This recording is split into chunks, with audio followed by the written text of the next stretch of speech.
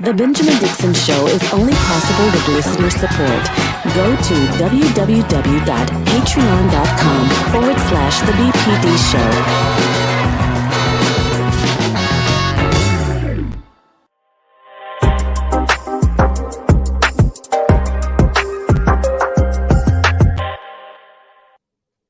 Today is Monday, November 15th, 2021, and welcome to the Benjamin Dixon Show. On the clock, I am joined by Pastor Anthony Galloway, who is here with me while Georgia Fort is out on assignment, taking care of all the things that she takes care of.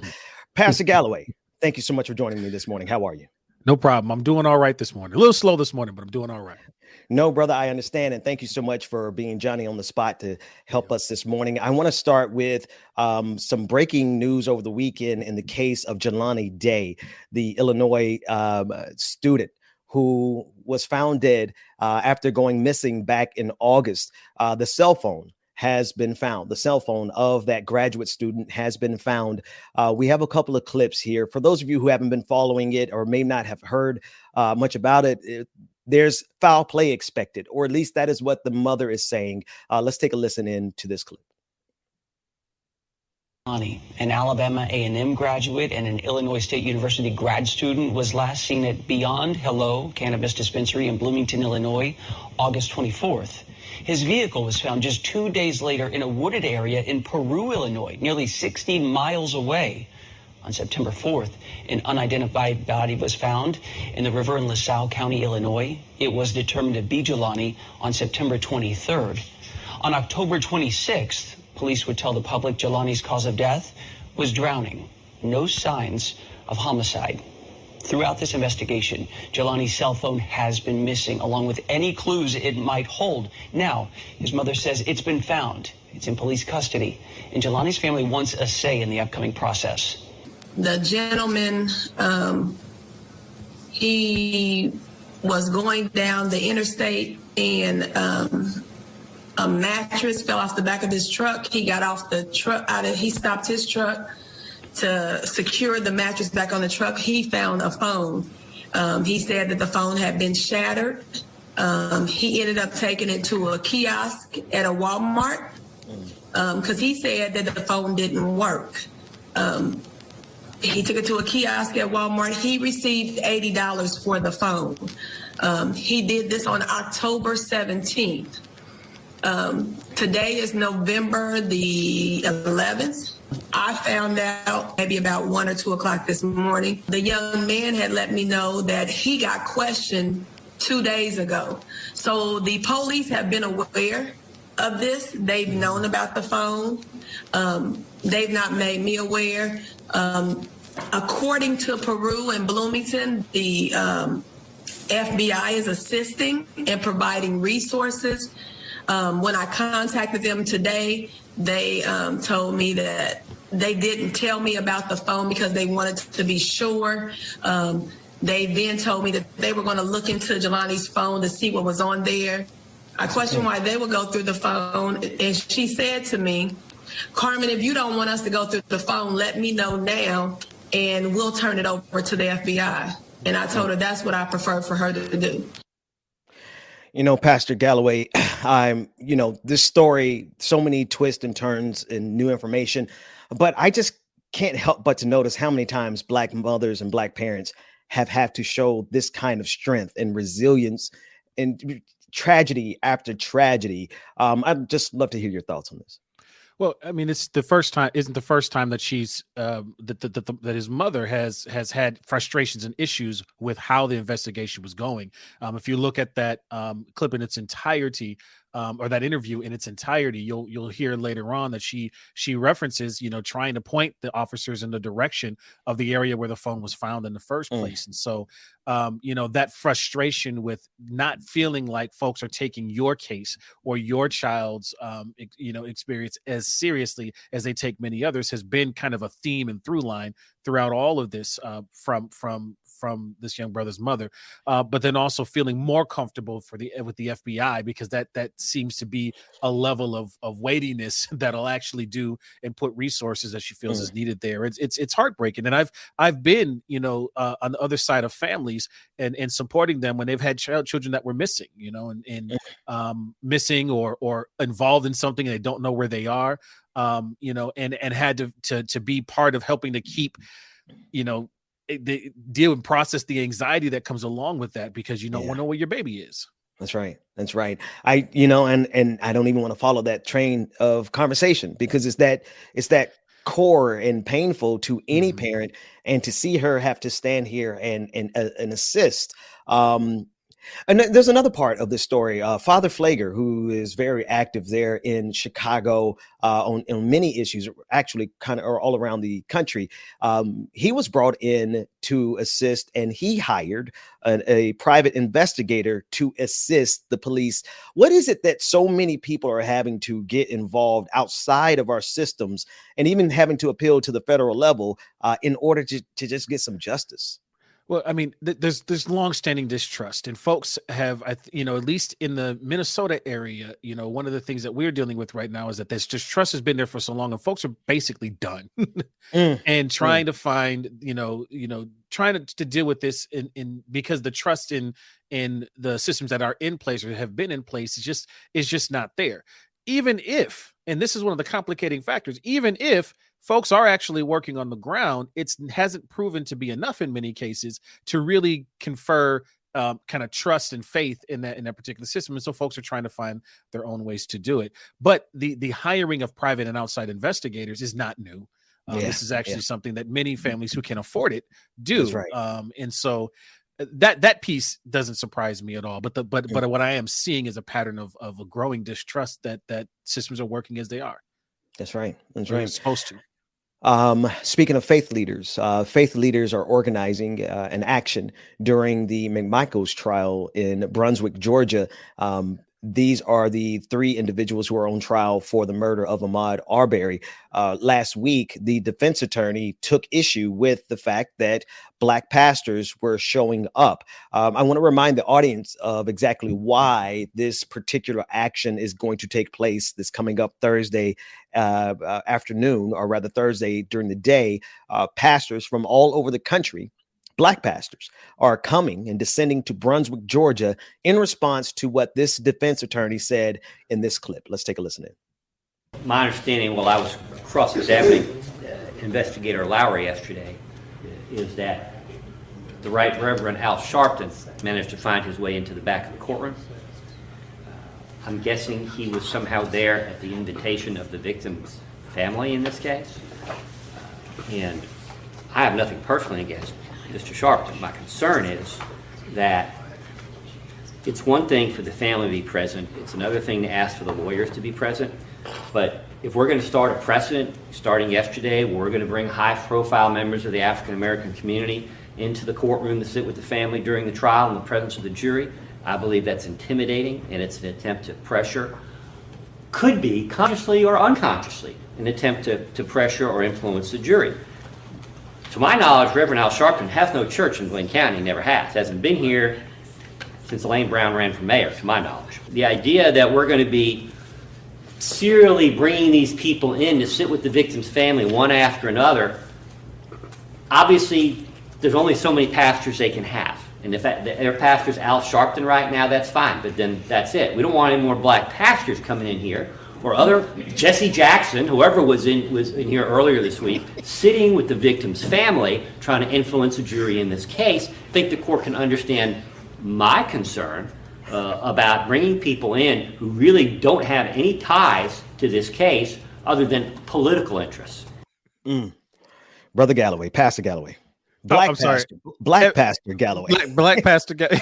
I'm sorry. I have to chuckle every time I see the white sister next to his face. She covered her face in shame, and I understand. So yeah. So this, we talked about this on Friday too. The hair behind the ears, perfect anxiety responses, right? this notion, right, that these black pastors, there is a through line here that connects to a lot of the political war that's happening at the moment, that's trying to just pull in whatever thing it can to try to make an argument. You see it seeping here through these black pastors coming in here. I'm not trying to harp on the words, but harp on the fact that there is a particular picture he's trying to paint. Right. And especially the reference to Al Sharpton finding his way into the back of the courtroom as if it's sneaking in to try to do something is problematic, and it's indicative of, I think, and telling of some of the defense's strategy is this going to be. We saw very subtle hints of the same thing in the Chauvin trial that we're covering with Georgia as well. And so, this becomes very problematic, but also, black pastors gathering together to show, hey, you don't want this smoke. You don't. You don't. And do we have that graphic? Bring that graphic back up on the screen if we haven't already. Because you can't tell black pastors to not go somewhere and not expect the exact opposite to happen. So Jamal Bryant, along with Al Sharpton and attorney Benjamin Crump, are organizing a courthouse, calling all faith leaders to the courthouse in Brunswick on Thursday, November 18th at 11 a.m. And turns out I'm not far from Brunswick in this little trip I'm on. So I'm going to pull up on Thursday. All right. Not so much a black pastor in this iteration of my life, but definitely want to see and talk to these. Here's a question. Do you think that attorney, and this is what we really didn't get a chance to talk about on Friday, do you think this defense attorney would have had a problem if, say, John Hagee pulled up into the courtroom, or Robert Jeffress pulled up into the courtroom, or, he's not living anymore, but Jerry Falwell Sr.? Do you think it's about the fact that they're pastors, or the fact that they are black pastors, or black pastors with a very specific worldview that contradicts with some of the stuff their favorite pastors preach? I think first and foremost, and the fact that he bumbled it is good. I can see the attempt here, right? If these folks show up, if folks like Al Sharpton show up, if folks make this a national thing, then that's a whole lot of scrutiny that's going to happen, which I very firmly believe is what allowed the Chauvin trial to be what it was. If that attention is here and this has this national footprint and profile, that means that there's there's going to be a level of energy and a level of kind of by the bookness, for lack of a better term, that isn't going to help my case. That's why I made that comment about the Jim Carrey detrimental to my case thing on Friday. And so I think that is what was driving it. And then in order to try to address that is use this kind of racial dog whistle that comes in here that he let slip through. That came through in those mental models that undergird that. I do want to play one more clip. I was going to play it later on today, and we're going to be discussing it during the Like It or Not show. This is a clip from John Hagee's church in Texas, Cornerstone. Now, the reason I know John Hagee and Cornerstone so well is because my dad used to watch it every Sunday morning. Every Sunday morning after C.E. Patterson and some couple other people, he would flip over to TBN and we would watch John Hagee. I don't think Republicans or this particular defense attorney would have a problem with any white pastor or black pastor, for that matter, that would come from this congregation. I want us to play this clip because this happened yesterday, or it at least happened over the weekend. This is a church. And in the church, you can listen closely and hear them chanting, "Let's go, Brandon." Now, for those of you who haven't been paying attention, good. Congratulations. I'm glad you don't know what it means. Let's go, Brandon is secret code for conservatives. It's basically saying F Joe Biden. We'll talk about the corniness of it at another time. At this point, I want to talk about how this hatred has seeped in, or it has been in a lot of these congregations. I want us to take a look at what happened in church this weekend at Cornerstone, Pastor John Hagee.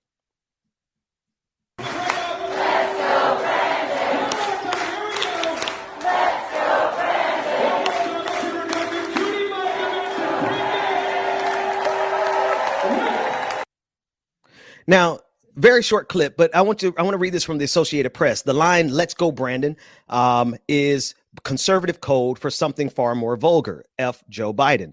It's all the rage among Republicans wanting to prove their conservative credentials, a not so secret handshake that signals they're in sync with the party's base. But how did Republicans settle on the brand? Well, we'll get to that. Pastor Galloway, politics and church have always intersected. It's just they don't want our particular brand of politics to come out of the church when their particular politics is all over their church. And I just learned about Let's Go Brandon on a drive up the North Shore of Minnesota when I saw a sign that said up the front, and I said, what does that mean? And my wife had to school me. So shout out to Alana Galloway who keeps my brain on. This chant comes from that NBC experience, of course, where they thought that somebody was saying "Let's go, Brandon," and said they were saying "F Joe Biden." It's disconcerting to see a whole church body chanting something like that, vulgar, but also to see that we have gotten to a space where the church is now synonymous with a political ideology as opposed to, and there's a difference, right? The church was heavily involved in civil rights, but they were heavily involved with the actions and the ideals around freedom and making sure that equality was there, right? They acted on things that aligned with doctrinal teaching that uplift, right? What about that statement, even if it wasn't vulgar, is about uplift? You will know them by their fruits. And so I use that as a distinction because there are very conservative or white churches who when focusing on uplift, they don't sound or look anything like this. And we wouldn't even put them in the same category here. And so I want to offer that one of the other things that happens in this space is that we will take a church like this example like Cornerstone and apply it to a bunch of other folks. It doesn't give you options for another way to be. There are options for another way to be that still, if you are politically conservative in your viewpoints, still allow you to keep that without going down this road of destructive. I just want to offer that there's another way. Galloway, Pastor Galloway, that's the pastor in you coming out, because you constantly, man, I'd be ready to just jump in their pulpits and just go into some kung fu fight with them over this foolishness. But you constantly find a way to extend an option to them. I love the way you phrase that. It doesn't have to be like this. Are you telling me that there's some good white conservative Christian churches out there? Absolutely. And I've preached in them. I preached in those pulpits and I've talked with those folks. I mean, oh man, I got to get out more then. What happens though is we get boxed into these examples, and I'm not not doing apologetics, right? No, because no, you got to deal with the real. If somebody says something out of pocket like this, you got to challenge it. You got to deal with it. But I want to offer that one of the things that this ideology does is it boxes you into thinking that the only way to be part of this tribe is to be like this.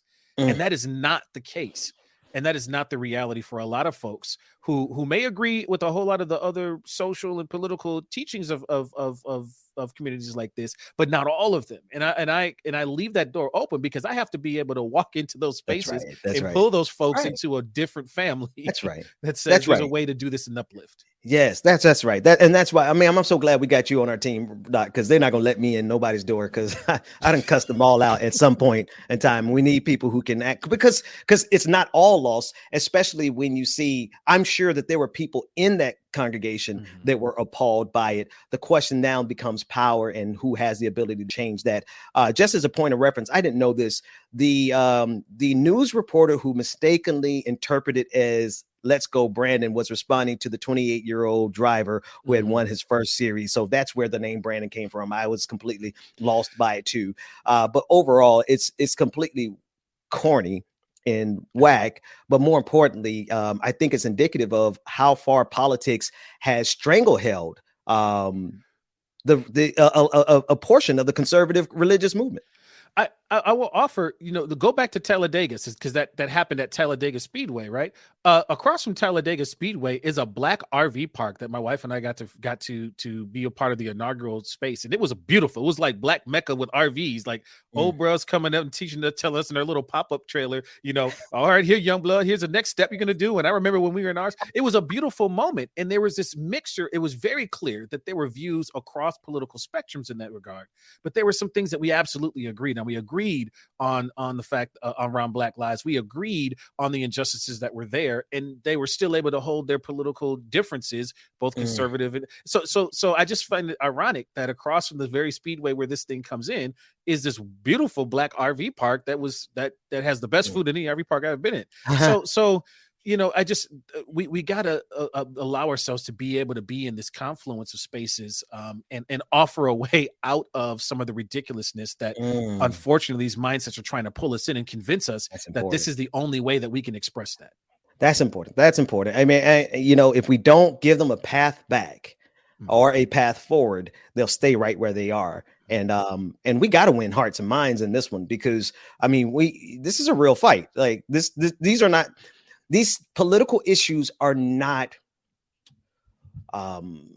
secondary in terms of priority. These are critical issues. And so if we can get some of them, but on our side, that's great. Here's the thing. You said something so critical. There was a baseline of common decency and agreement with you and those other RV campers.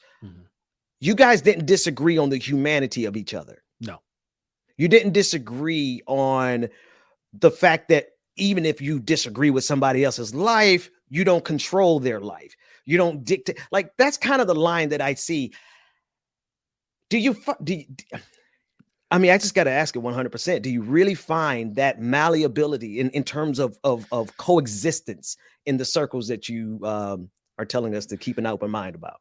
Yes, and one of the challenges is we have to get the camera off, so to speak, right? A lot of times when it feels like somebody else is watching and I have to prove myself tribally to whatever group, we have to put on something different than when it's just us kind of talking.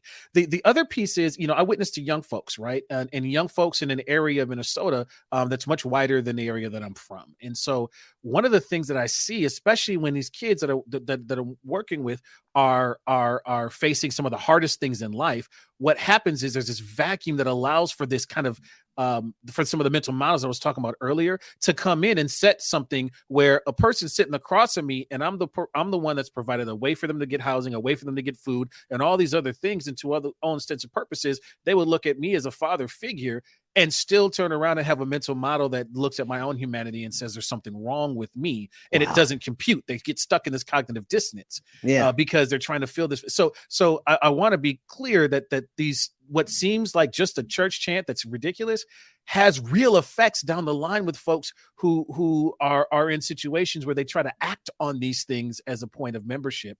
And that is problematic, and that is concerning. And these have real effects on the ground. This is what led Dylan Roof to do what he did. I got to tell you, I have interrupted several Dylan Roofs in their trajectory. Because of these things that are out there like this, that folks will wrap around, and then it gets them at the wrong time and with the wrong situations, and boom, you've got a bigger problem on your hands. So this is why things like this are problematic for me, because I get to see how that turns into real action on the ground. Wow. One more story before we come up at the end of this first half hour. There's a new law, an anti-critical race theory law that has passed in North Dakota. And I want to read a couple of portions of it. And I also want to play a clip from my friend over at the Damage Report, John Iadarola. In this law, each school district and public school shall ensure instruction of its curriculum and is factual and objective. A school district or public school may not include instruction related to critical race theory in any portion of the district's required curriculum under various sections, or any other curriculum offered by the school district. For the purposes of this section, watch this. Critical race theory means the theory that racism is not merely the product of individual bias or prejudice, but that racism is systemically embedded in American society and the American legal system to facilitate racial inequality. The superintendent of public instruction shall adopt rules to govern this section. Funny, they don't know the meaning of critical race theory, but they create a law and then insert their own meaning, and the meaning that they insert doesn't match the true meaning, but it conveniently matches one that's going to shut every teacher up about talking about systemic racism in that state. Well, let me offer another reading of it. As my undergraduate work was in ethnic studies, and so I find it ironic that this is actually much closer to some of the tenets of critical race theory than what you hear and a lot of the people going to school boards who know nothing about it. Only in that they make a distinction very specifically here. Check this out. They really want to focus on racism, defining it as an individual bias or prejudice, right? This is that classic racism note. This is the thing that people who have been marching and moving for years in our country, the entire civil rights movement, they weren't marching just to not be called out their name. That'd be a nice cherry on top, but they were addressing the systemic structures that were causing the racialized outcomes. Right. If we go with this language, though, that means that this school district, which has disparate outcomes racially, has to then determine that the outcomes of their race of their racialized outcomes must be based, according to their own definition here, on individual bias and prejudice, which means that the people who are giving the curriculum, who are providing the curriculum, must be individually prejudiced or basis. It can't be unintentional systemic nature. It has to be individuals. If I'm going to look at this definition as it is, it blew their cover. Well, see, in a way, because if you look at it as systemic, then are you saying because they're looking at it as individual, then it means there's culpability on the individual level versus a systemic level? If we go play this down the line, then I no longer have the option to look at systems and structures that have been set up when overtly racially still having an impact. I don't have an out in that way. I have to point to individuals as opposed to systemic pieces, which is going to come back to bite them as we go and we see this play out, let alone the fact that in the part here, it says American legal system to facilitate racial inequality. This is the kind of the crux of the anti-CRT argument here, is that somehow there's nothing I can do about the racism around me, and therefore I am perpetually racist, which is what people have an issue with being called that, as opposed to the fact that inertia from history has outcomes, and we need to analyze it. That's what the body of scholarship around critical race theory is saying. Let me analyze the things that we've set up and see where we can dismantle some of those structures. And so I just think that this law is going to be problematic for them, because if I go with the definition that racism is an individual thing, then that means that the racialized outcomes that I have must be addressed as an individual level, and that means that I'm calling everybody in my system racist. I just think they might want to think about that. I hear you. I see what you're saying. But one of the things conservatives have become extremely adept at doing is inoculating themselves against individual claims of racism, even if it gets down to the point where they say, well, I'm an individual and God would just have to forgive me, and that's the end of the conversation. We don't have to change anything. Well, look at it, go both ways, right? If it suits me, I'm going to go individual because you're bringing something that's systemic and I don't want to address that. And so I move it to individual, and then I change the game. If I address something individual, somebody individual did, then all of a sudden I want to zoom out to something systemic, right? It's a game. Yep. It's a shell game back and forth. And so whatever's going to help my argument best at the moment is what's going to thrive. And so you just got to watch for that back and forth, because I've seen it happen. Somebody does something, an individual does something that's individually racist. They use a racial epithet or name. We have a school where a group of kids, made a video telling a little black girl to go kill herself and call her the N-word and all this stuff, and they had a whole school walkout with it here in Minnesota, right? Which is not new. There's many different places where that has come up, just not been public. But when you want to address, people are calling for individual addressing of those kids, and all of a sudden we zoom out and want to have systemic response to it. But then if we have a systemic response that says black students have been facing this all the day, we say, well, these students in this one situation faced it, and we go back to individual. And so we see this dance back and forth.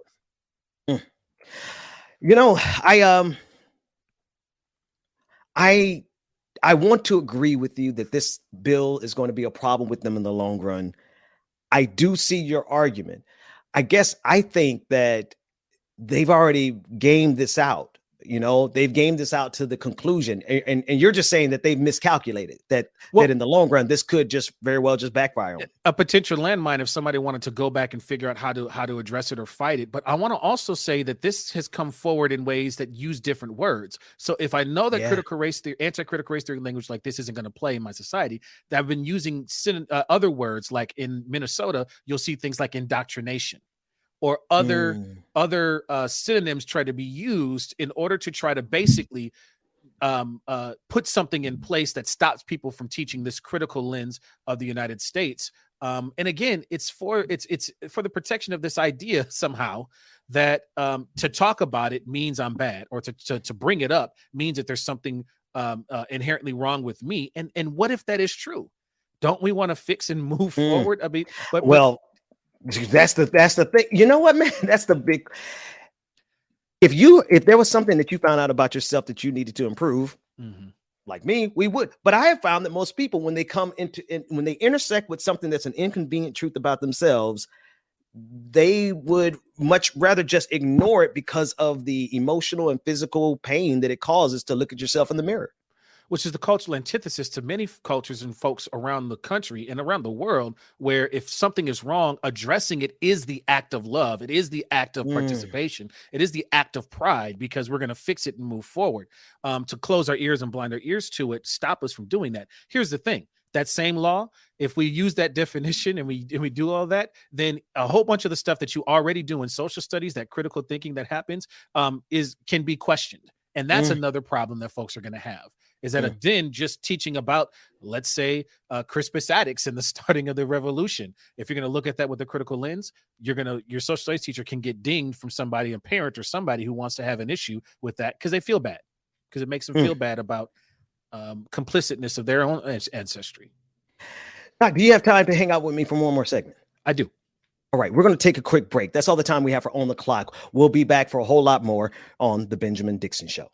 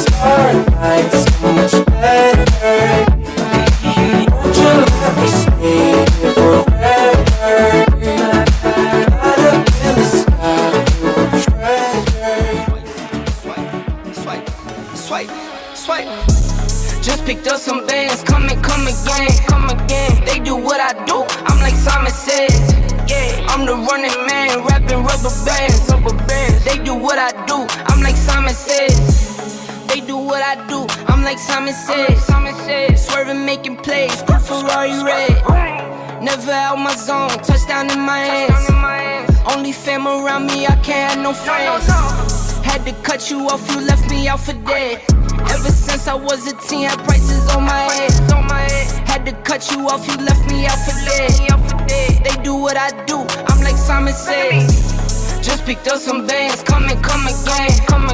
They do what I do, I'm like Simon Says.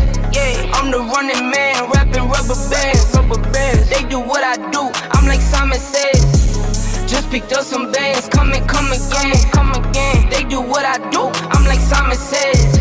Yeah, I'm the running man. Don't feel right.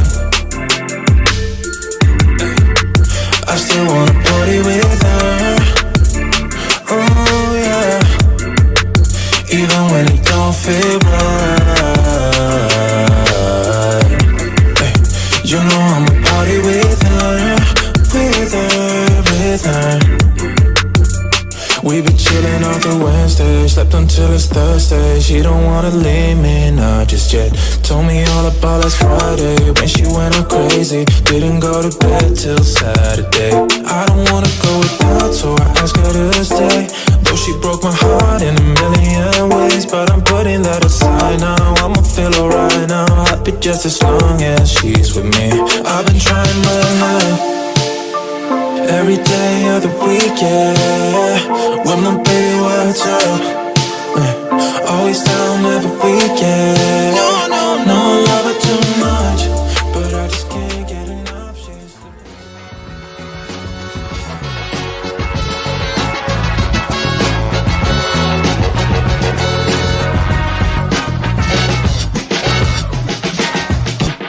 The Benjamin Dixon Show is only possible with listener support.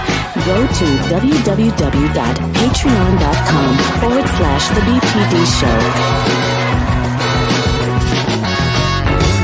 I am joined by Pastor Anthony Galloway. Brother, thank you so much for hanging out with us for one more segment. No problem. I come from the Black church. You're in the Black church. I come from the Black church. There's a fine distinction between the two of those things. But one of the things I'm noticing in this political walk that I'm on is the constant and persistent intersection of faith, church, and religion in politics. In other words, you can't talk about American politics without talking about religion. You just can't. It's just inseparable. Such is the case with this next clip from former National Security Advisor Michael Flynn, who had to step down just after 2 weeks of being appointed by Donald Trump as a National Security Advisor because of some scandal. It escapes me. There were just so many scandals at the time. Here's a clip.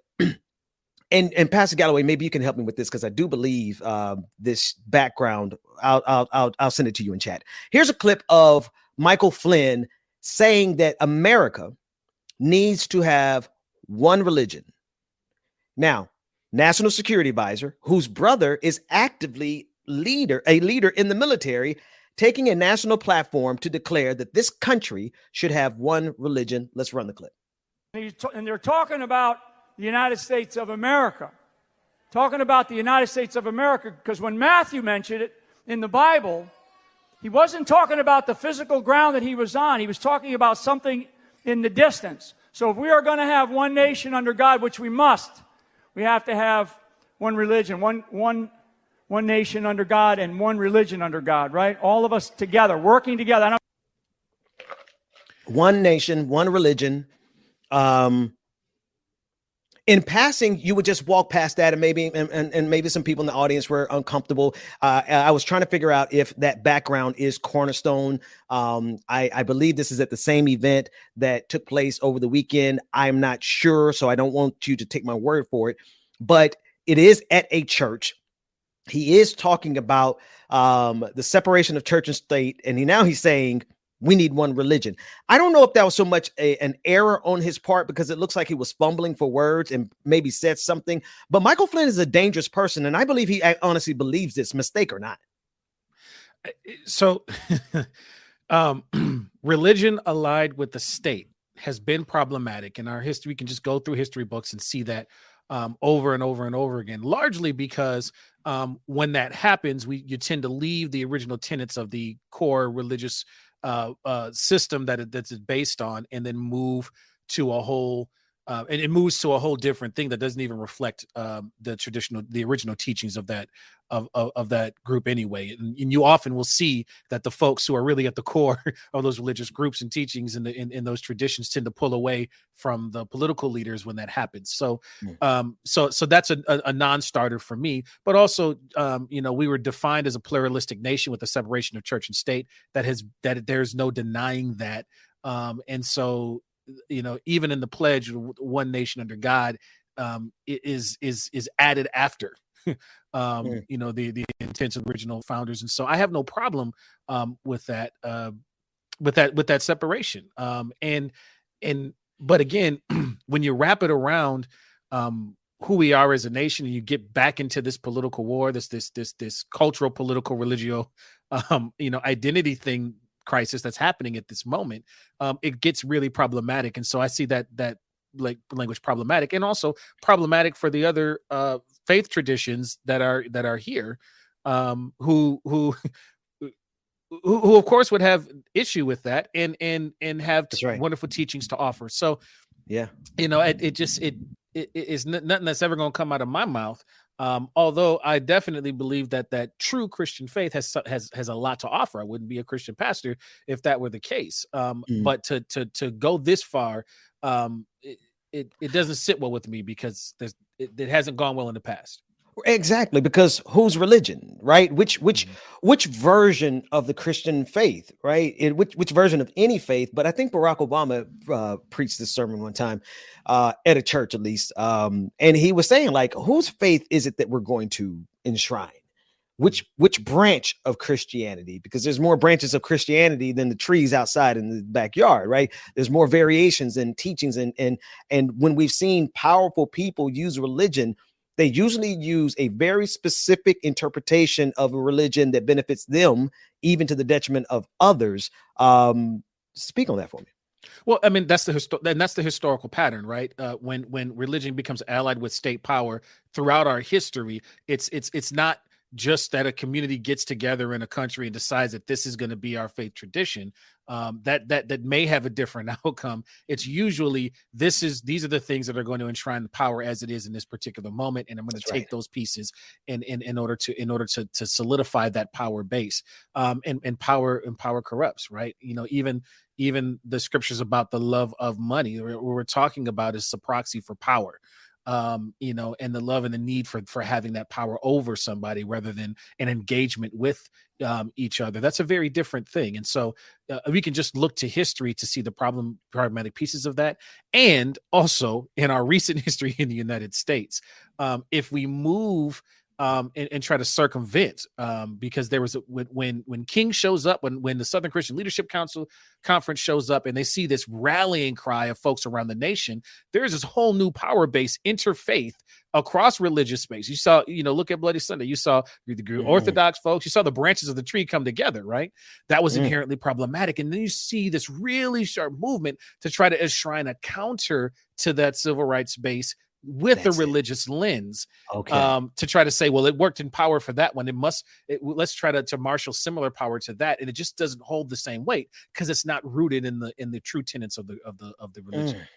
And then the other thing, like I always love these conversations with you. One of the things I wrote about was the is an argument that even from a religious perspective, I don't know many religious traditions. Honestly, I can't think of any off the top of my head, and you can help me if you could think of some that base their tenets on compulsion. In other words, to be a Christian, you got to volunteer. You can't be compelled by the state. And so Michael Flynn and all these evangelicals, and it's not just evangelicals, that's kind of a catchphrase for me, right? But Michael Flynn and all of his acolytes, they are trying to enshrine through the force of law, Christian principles. It just don't work like that. At least the last time I read the Bible. It doesn't. And you have a really, really, really solid point there. If you look across religious traditions, the moment you insert a belief that somebody has to do, and you force somebody to believe something, you've taken away a fundamental basis and piece of that. And that is, at least in our doctrinal space, the free will, right? I have to choose. Part of the power of the faith tradition is choosing.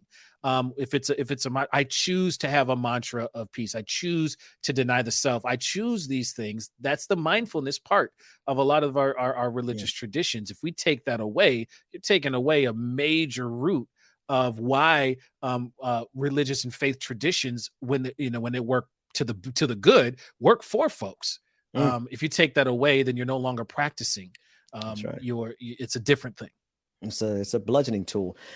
Let's shift gears to one of my favorite topics, which is hatred for Elon Musk. Not real hatred. I'm sorry. I'm with the pastor. I got to keep in mind.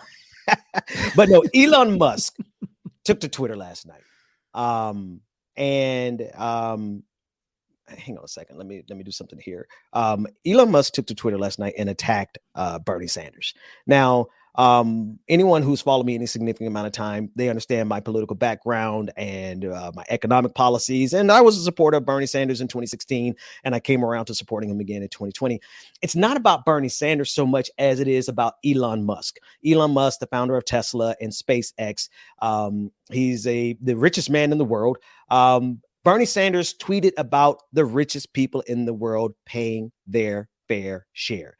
And this is what he said. He said, "We must demand the extremely wealthy pay their fair share, period." Elon Musk responded by saying, "I keep forgetting that you're still alive." Want me to sell more stock, Bernie? Just say the word. Let's start there, Brother Galloway, Pastor Galloway.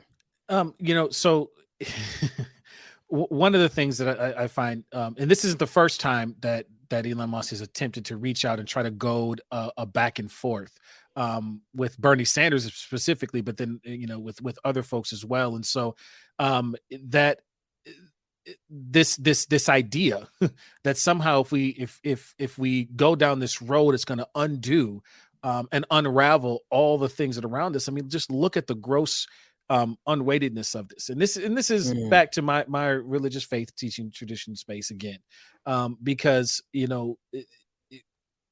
the imbalance of wealth, the fact that we can cure hunger in the world if we chose to. That's right. We could address all of the economic ills of almost the entire world if we chose to, but we have parked our resources in the hands of individuals. Right, we'll go back to the conversation around individuals, and so this fight. I mean, it's almost engineered because you have to fight to protect that if you are in that top 1%. But the fact that a tax that still leaves you extremely wealthy, especially in comparison to the world, and allows for all these other things to happen. There's something there that just it doesn't sit well. And what's interesting is across political spectrums, if you get down to the bar level, if you get down to people talking in the streets, there's not a whole lot of disagreement there. It's when we zoom to a certain level that all of a sudden we have to disagree because we got to remember to play our roles in this cultural political space. And so that's some of the thing that really strikes me here. I also find fascinating that Bernie's like, I ain't responding to you. I'm not about to fall into this. I got legislation to write. So I'm not even going to dignify this with a response. Go on SNL and tank their ratings again. Good morning to DJ Exclusive, who's joined us this morning. How you doing, bro? Big facts, Brother Anthony. he came with a haymaker at the end. Man, good morning, Elon y'all. Musk. Good morning. How you doing, man? We just chopping it up about Elon Musk. I just looked it up. Elon Musk is worth $281.6 billion. The United Nations stated that it would take about $6 billion to end world hunger. Elon Musk joked about it, says, sure, okay, I'll end it, $6 billion, send me a plan. When the conversation continued, instead of Elon Musk engaging, and David, I don't know if you have this particular tweet, but instead of Elon Musk engaging with the United Nations representative, whoever was speaking to him at that time, instead of engaging with that individual about how they can solve world hunger for $6 billion, which is, again, he's worth $281 billion. You take away his taxes, you take away $6 billion to end world hunger. Jeff Bezos can end world hunger with his pocket change. But instead of engaging on that level, he instead chose to attack the United Nations and to make it almost impossible now. I mean, he accused the United Nations of pedophilia, all kind of like just a lot of stuff that Elon Musk inserted into the international conversation last night, which takes us 10 steps further back from ending world hunger. I got a problem when you're a billionaire, when you could use your pocket change to end world hunger, but then you turn around and intentionally sabotage it. I got an issue with that, James. Yeah, man, I'm just wanting to go ahead, drop this $6 billion. Let's end this world hunger. Do it. I'd like to see it. Then do it. I think part of it, because I like to complicate things, right? So that's going to be in his subtitles. That's going to be on my gravestone. He complicated things. He complicated things. Nuance. So, and I would be proudly happy. I will walk to the pearly gates, God willing, with that T-shirt on and a badge of honor. I complicated it.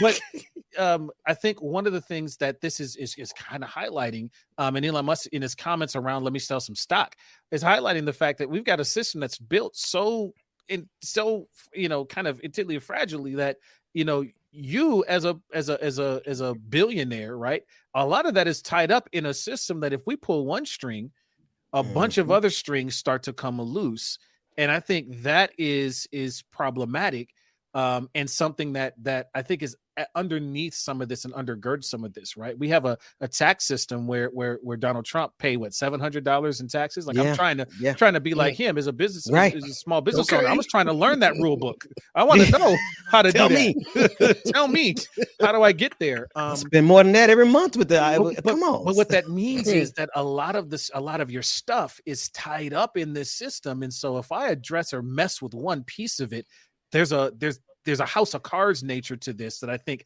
might be undergirding some of the deep resistance that's happening here that I think warrants some investigation. Right. So I often wonder that too, man. I often wonder if somehow or another they messed up and let me become the richest man in the world, would there be structural impediments to actually getting something done? Now, here's the flip side. These guys who are currently billionaires, they don't strike me as if they want to do something.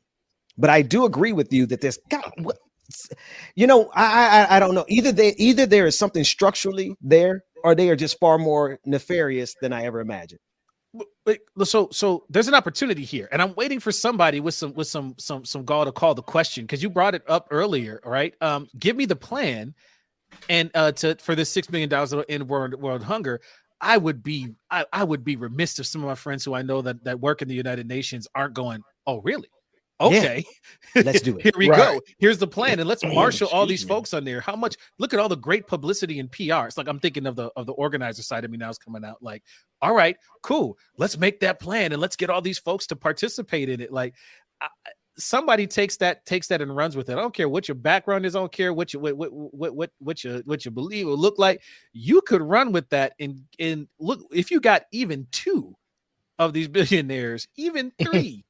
Of these billionaires to be like, we're gonna sign up for this. We gonna somebody make the plan and we're gonna try to do something about it. Because I might call the question. Closed mouths don't get fed, right? Let's say, all right. Literally. I'm sorry. I heard that differently. I heard a different version of that, but you're absolutely right. And I think someone should call that to question. And I want to just drop this in the chat real quick, David, because I want to read this to people. Instead of doing that, this is what happened in the exchange. David Beasley is the I got to get his position, but he was in a conversation with Elon Musk, and he was discussing specifically the $6 billion saving and ending world hunger. Then instead of Elon Musk engaging and pushing forward, now he's the one who said he'd do it. He's the one who volunteered, said, I would give you $6 billion to end world hunger. When given the opportunity to move that conversation forward, what did he do? He instead deflected and pointed to a story about starving children being for some article that he pulled up from somewhere, accusing the United Nations of sex crimes. I say it like that with the hesitation because I don't doubt that in the sea of people with the United Nations, you're going to have some atrocities. There's going to be some crimes, some investigations. That aside, Elon Musk never intended to end world hunger in the first place. He intended on inserting himself into the conversation only to play this game, which sets us back even further from ever getting to the goal. That's my thoughts on it. All right. I was looking for the coffee cup sip. Where you at, DJ Exclusive? Look, what got my attention was I saw buffering on the site, so I was like, "Oh man, I missed it." We went down. No. So anyway, I take issue with that. We got a whole lot more to go, a lot more to cover. I want to give I want us to take a break here. Pastor Galloway, it's always a pleasure. Again, I know you were with us on Friday. Thank you again for coming on today and helping us out. Yes. Georgia Yes, will be back tomorrow. What do you have coming up? And tell people where they should go to support you. Well, right now there's an organization called the Arts Us Center for the African Diaspora. They do African storytelling, drum and dance. Go to arts-us.org and support the young people there. They're doing some amazing work. If just in a moment of trying to say, let's do something for young folks in the community. They're just coming back after COVID and all those types of things. So that's how you can support me right now, is by supporting the babies over at Arts Us, arts-us.org. Arts-us.org. Go over there and support Pastor Galloway. We'll see you next time. Appreciate you. DJ Exclusive, it's in your hands. Sir. When we come back, like it or not, it's going down.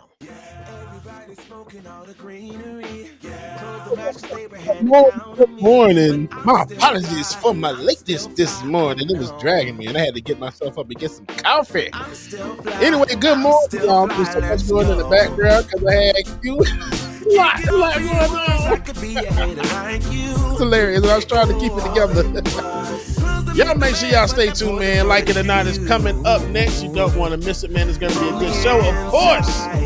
So make sure that y'all stay tuned. Good morning, everybody. Say it with your chest now. Say it with your chest now. I'm free. Can't nobody take me here and now. It's my time to ride out. Laura Estrada, good morning. Brother Chuck Diesel, Tyler Hackner, Betty Veronica, Afraid Not Environmental Coffee House, One Source Production. Good morning, y'all. XOXX Bob. I forgot an O. Bob, good morning. Brenda Johnson. Juanita, good morning. Patty P. Patty. What's going on, Patty? Susan, good morning. Lily, Samaya, Kareem, Ransom, Emily, Lily, good morning. Roller Dragon, what's going on? Melanie Dennis, what's up, good morning. James Jones, thank you for your super chat. JJ, I like that, James Jones. James Jones said, love the show, man. We love you too. I appreciate you.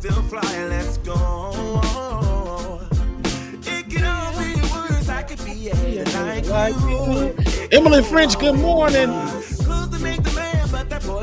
Ruby Kenway, good morning. Avery, good morning, y'all. D-So, what's going on, man? I said, man, like I know you're a man or woman. My bad. D-So, good morning, you.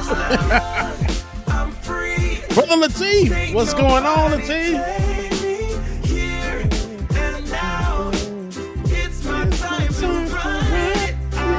Courtney, the SLP. Courtney, where were you? Yeah, Courtney, where were you on Friday night? We missed you. Kev Z, what's going on, brother? Keto, good morning. Esther Brochin, good morning, Esther.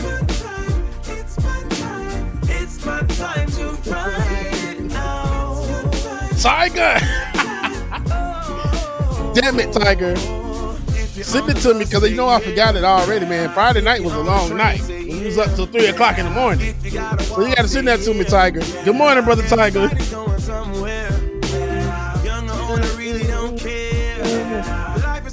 Courtney, you feel left out because you weren't in the place on Friday and we all felt some type of way. BX Beefy, good morning to you.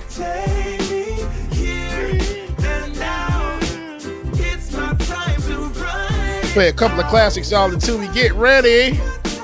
It's my time to ride. I'm young, I'm free.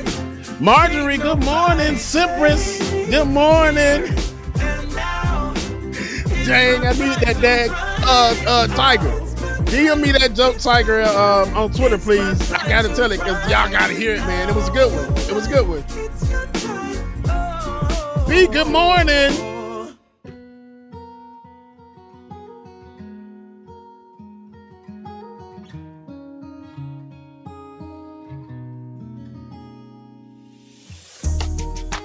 Tell him I need my money right now. Probably the juice they stole out my crown. Yeah. Sorry to tell you, I know my value. I'm gonna recoup, yeah. But don't waste my energy, my energy. I don't got Must be good. Good morning. I keep it tight, don't let nobody get close to me. My heart is right, Promises manifesting. Good morning. I thought we would be just fine, and I thought your heart was like mine, but let me find out you've been going around throwing shots, running plots. Come on, man, tryna block my blessings, but no need for comparisons. What's from me won't be from me. Infinite content, what's going on? Ill Hustler, what's going on? Ill Hustler. What you owe me for, I make what you've been saying about me true.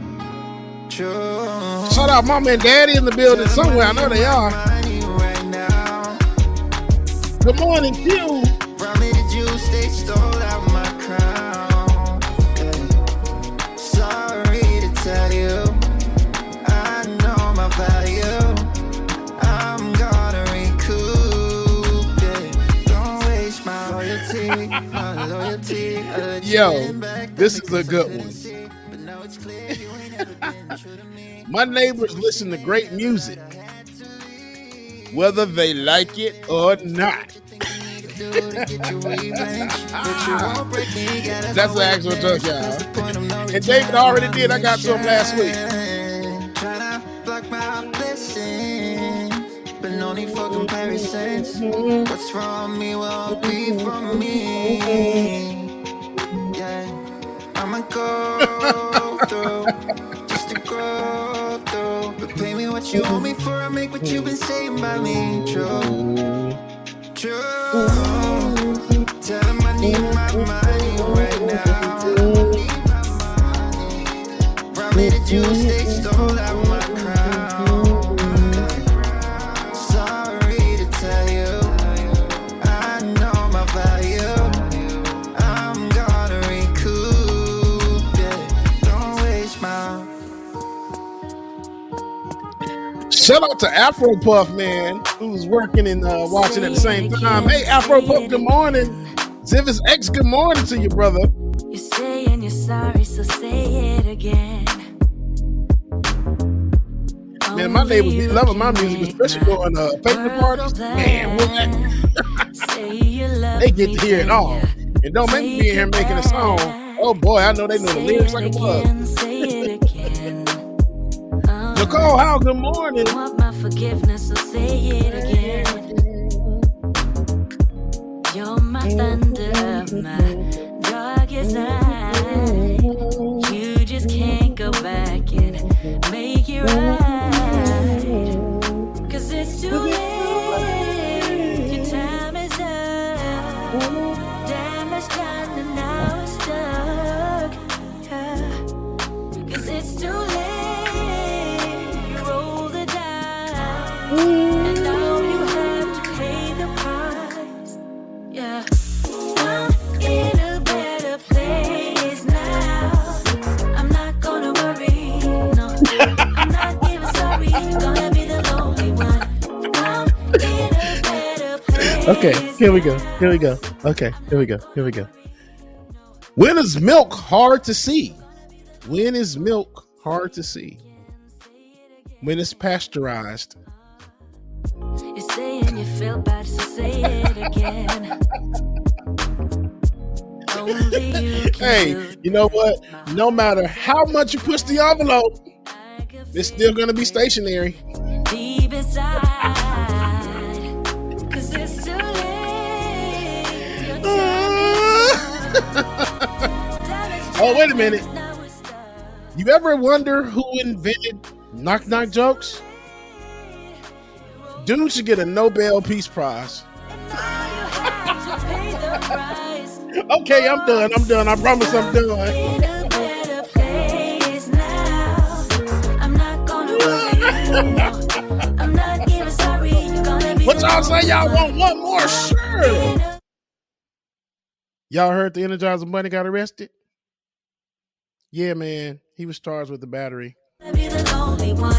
I'm in a better place now. I'm not gonna worry. No, I'm not giving. All right, y'all know what time it is.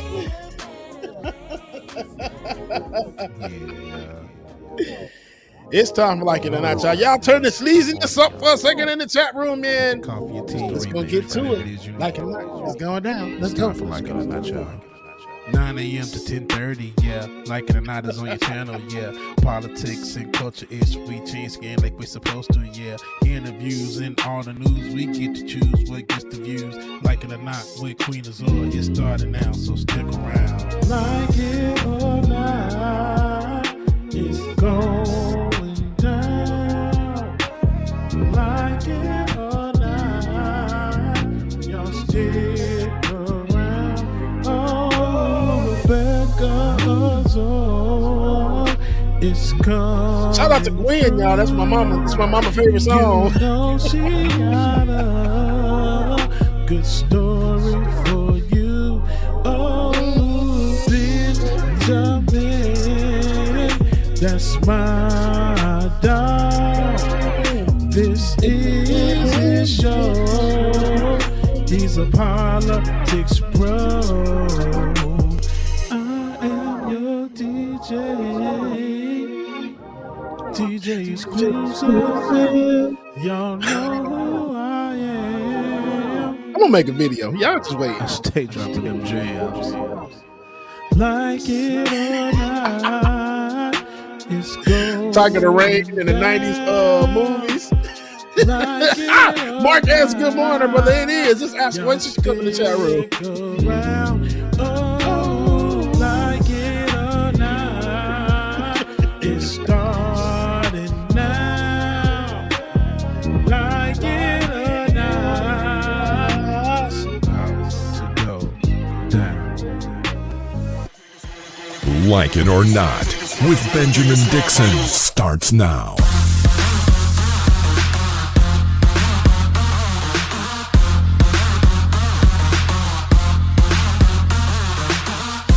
Good morning, people. Good morning. Good morning, and welcome to Like It or Not, where we're free to tell the truth and not care who the freak doesn't like it. It is Monday, November 15th, 2021. I am Benjamin Dixon, joined as always by my brother from another mother, DJ Exclusive. How you doing, man? I'm good, sir. I'm good. Rebecca will not be joining us this morning. Rebecca, corporate America has struck again. Damn corporate America. Damn. Anyway. So yeah, Rebecca won't be with us this morning. That means that we get to just do what we always do when she's not here. But no, seriously, we have a lot of stories to cover. Let's jump right in. I want to play a clip from my friend. Yeah, either I start with the stories or I'm gonna start with the shenanigans. So let me start. Let me go ahead and get the stories going. Here's my friend from the Damage Report, John Iadarola, and he's discussing the book burning that is, well, not so much banning.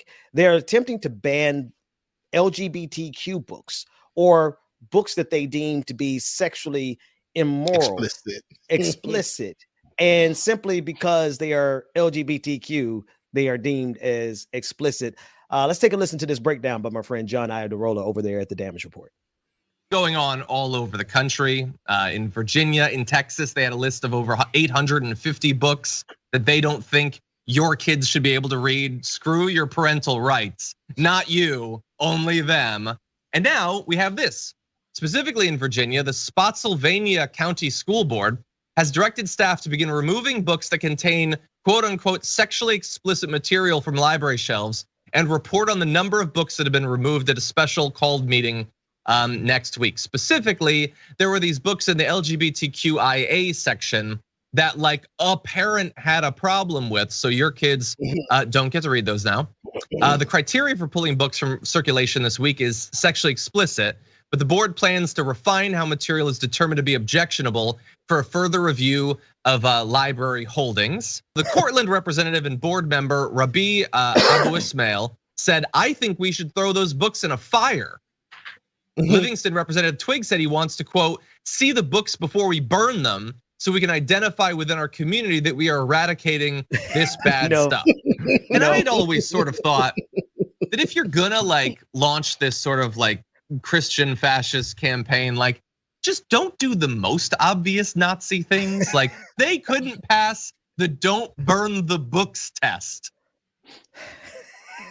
I'm more laughing at the guy who said, wait, before we burn it, let me take a look at it. Let's look at it. Being right. Like, what the hell?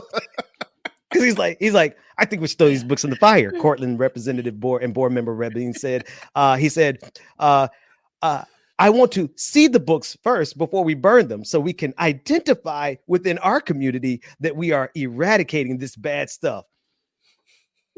Somebody's going to keep a copy in his bedroom. Oh, right. What's funny, Underneath the dude, mattress. though, what's really funny about all of this, you know, it is very neo-Nazi kind of like BS, but this once again is these parents trying to protect their kids from stuff that's y'all worried about in school. Bruh, these kids got phones, internet, and TV. So regardless if you burn these mother-sucking books or not, they still gonna find it. They still gonna read it if they want to. All this crap that you are doing is in vain. It is really literally in vain. Honestly, you wasting your time because y'all ain't got a damn thing else to do. Y'all got kids out here getting COVID and dying and stuff, but y'all worried about some damn books. Man, get the hell on out of here. James, I just on two levels, I want to tell you how much I appreciate you, man, because I hear the mental anguish that you go through to try to not cuss, and I appreciate I really do. I want you to know it's a lot, bro. It's a lot. It's a whole lot. Especially you just want to be like these bleepity bleep bleep bleep mother bleepers bleep got bleeping bleepers. But to your other point, the other reason I appreciate you is because you're right. I mean, these parents are like, and I don't think it's all. Listen. I don't even think they really care about their children. They can't. Man, they can't, man. They absolutely can't. Because you already nailed it. They let their kids get sick and die of COVID. You're more concerned about whether or not your child, and again, I want to see what they define as explicit. Because you know what I think listen, school libraries are tame. Let's just be real. School libraries are tame. Like you go to some of these bookstores, like you get some real stuff over there. Fine. School libraries, they probably have a book that has a pride flag on it. And somewhere on page 72, two boys kissed and they lost their minds. And now all of a sudden it's like, oh my God, it's the end of the world. Let's burn these books. Except for the one guy who wants it so he could put it underneath his mattress first. But I digress. But hey, here's the other part of that. All these damn books in the library. How y'all figure out what stuff is sexually explicit? Are you just going to the internet and just putting in sexually explicit books in my library, such and such school? Like, is that how you doing this? Because ain't nobody reading all these books now. Y'all know that, right? I mean, we're not dumb, right? We do know this. Bro, listen. James, they want us to believe that they went to these libraries and actually read. Come on now. And then let me juxtapose it again. Who the hell going in the library anyway to read these books? These kids ain't going in that damn library. Oh man. And I'm about to really make them right, man. If the gay agenda wants your kids, no, let me stop. Child, we ain't got them on the kids. They already there. They didn't already cross over when they came out the womb, baby. They just gonna find out when they get older. You gonna find out when you probably dead and gone or when you get older too. So don't worry, it's already out there. The gay agenda is already instilled in your child. Point blank, period. Okay? What the hell? I know how we're gonna stop the gay agenda. We're gonna stop the books. We're gonna burn some books in this little school library in back of the woods, nowhere, Virginia. And it's called Spotsylvania. It's like Transylvania. I mean, what the hell? Except the one guy who's going to get a copy of the book first and put it underneath his mattress for those lonely nights. He gonna photocopy it, all 300 pages, with instructions and all. With instructions. And definitions, because sometimes the definitions. Oh yeah, that's the main thing. Ben, go ahead, Ben. Next story. All right, next story. I told you, y'all better get Rebecca. We're gonna get fired this morning. I'm gonna get fired on my own job, my own business. it looks like Mark Zuckerberg just can't stop stealing stuff. It started with Facebook because you all know, in case you don't, even those of you who are watching us on Facebook, Mark Zuckerberg stole the idea of Facebook. What's it, the Winklevoss twins? Whatever those guys' name were from Harvard that he literally stole it from. It turns out that Meta, the new Facebook name, belongs to a company that refused to give up the rights to Meta. So there's a press release from the real Meta. Meta was stolen from, according to this press release, and I'm going to pull it up on your screen if it's not already there. Hello, world. We are Meta Company. Original flavor. For the last 3 months, Facebook lawyers have been hounding us to sell our name to them. We refused their offer on multiple bases. Namely, the low offer wouldn't cover the cost of changing our name, and we insisted on knowing the client and intent, which they did not want to disclose. At least two law firms were involved. One in the United States that requested our trademark and domains, and the other in Europe, aggressively trying to get us to sell our domain registration. On October 20th, 2021, during a phone call with Facebook attorneys, we declined their low offer and maintained our requirements. At this point, we presumed it was Facebook and identified them on the call. The attorney representing Facebook declared they would respect our existing right and registration. On October 28th, 2021, Facebook decided to commit trademark infringement and call themselves Meta. Interesting. I think it's a loophole there. Oh, I'm sure it is. I'm sure there's something here. But you know, and one individual, it appears that this might be one of those companies that just sat on the name.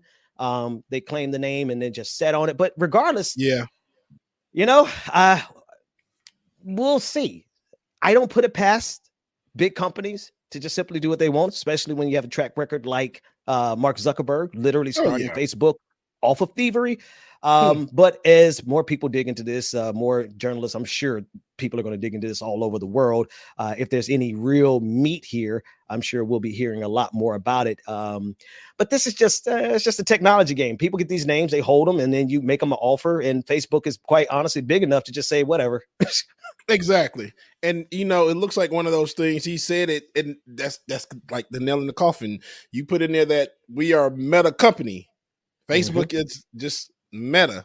So that company is going to make a hell of a difference, especially if it's on paper or something like that. Depending on how they do that, loopholes is all kind of loopholes that they didn't get through. But this whole Meta thing, I want to put while we're doing this episode, let me do this now. The domain. We're going to do before we leave this with a concrete FU to Mark Zuckerberg. I do want to investigate this side of the other side of the equation. I want to learn more about this other company that claims to have been there first, especially because the domain that this original story came from. I think we'll discuss it off air. Let's go to the next story. Nice. Yeah. A couple other things that we're keeping our eye on today. Man,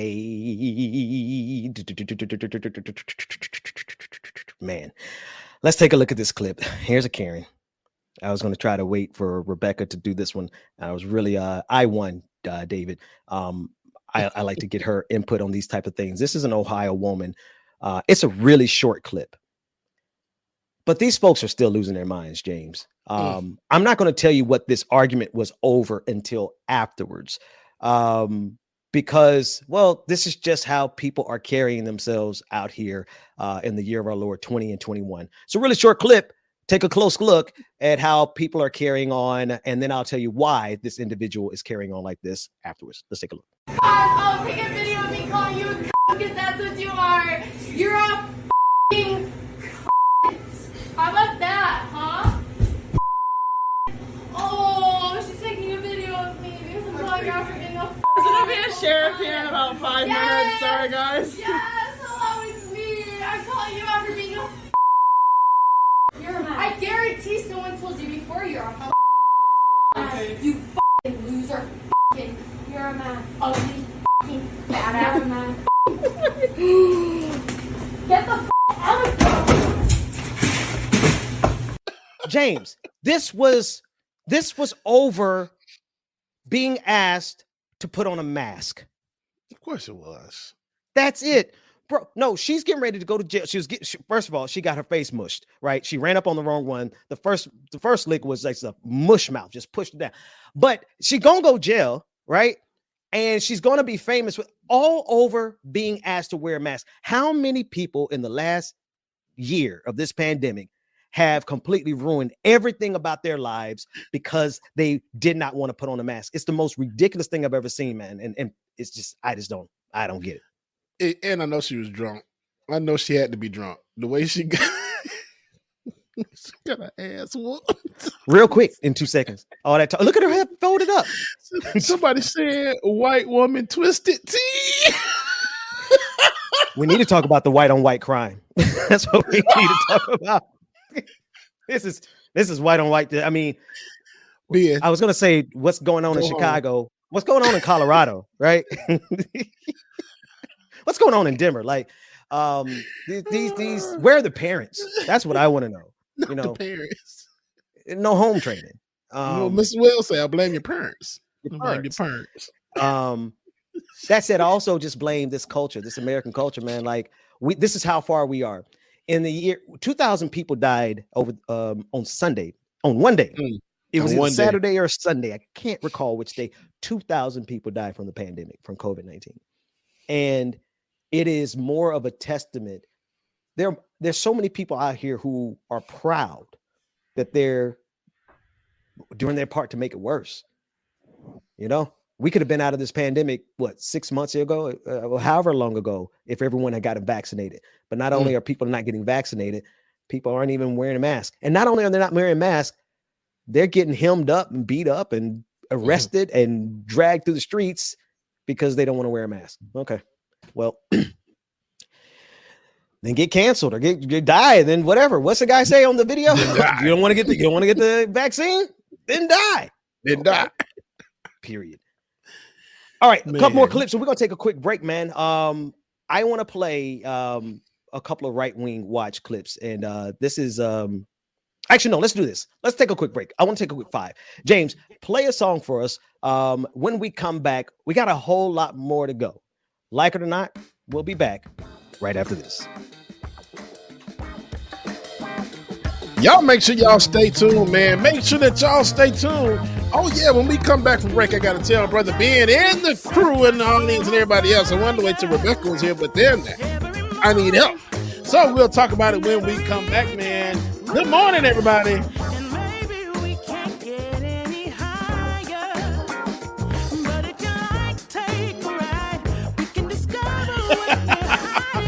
Tom F., what is that song? And I've never heard it, but now I'm going to look it up, okay?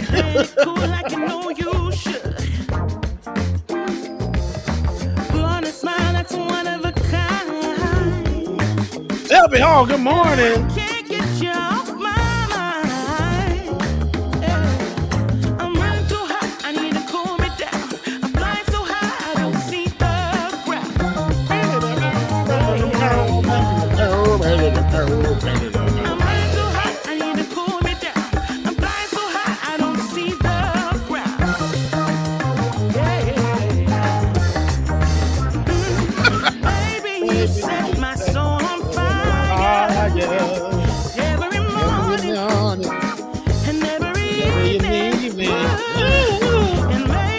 Said that. Betty Veronica, good morning. Barbara, good morning.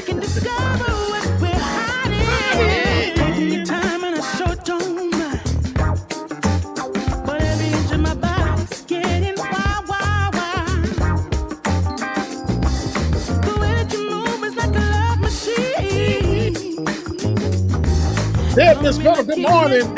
Shout out Todd Snoopy. What's going on, brother? Justice Jacobus, what's going on, Justice?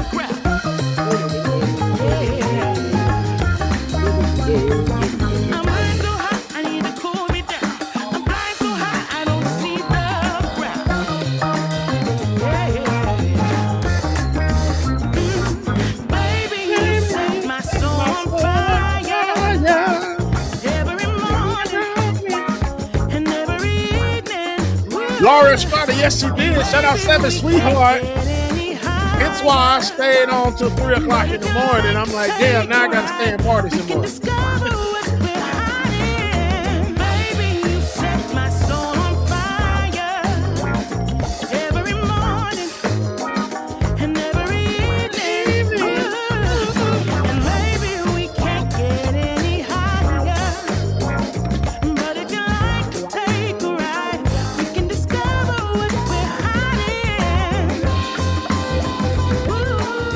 All right, y'all.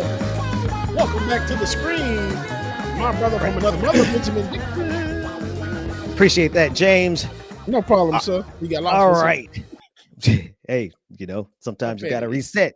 Appreciate it. Hey, let's man. go. What's up? Oh, yeah, that's right. You wanted to tell us something. What you got? Yeah, man. So over the weekend, got a huge surprise. So my birthday is next month, right? And this is where I need everybody's help. Okay, I need everyone's help. Okay, but I got a huge surprise. And Q, I don't know if y'all know Q. Ben, probably know Q, but Q, I wasn't gonna do anything for my birthday, but Q gifted me a trip to Jamaica for my birthday. You guys dope, man. Yeah. So only thing I have to come up with is my flight, and that's it. When is it? Man, December 9th through the 16th. So I will be gone for a damn week in Jamaica. A whole okay, but that's wait a minute. Okay. You just did you see how quickly I went through all the emotions right there? You did. And then I remembered you already told me.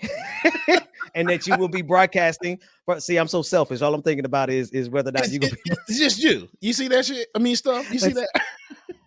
Hey, I tell you what we're gonna do, man. We're gonna set up something, and we'll set up something. We get that done, man. We get that done. So appreciate you. That's what I'm about to say, man. I need some help trying to get this plane ticket. I looked at the prices, and yeah, man, they're out of my budget, but it's a free trip, and I'm yeah.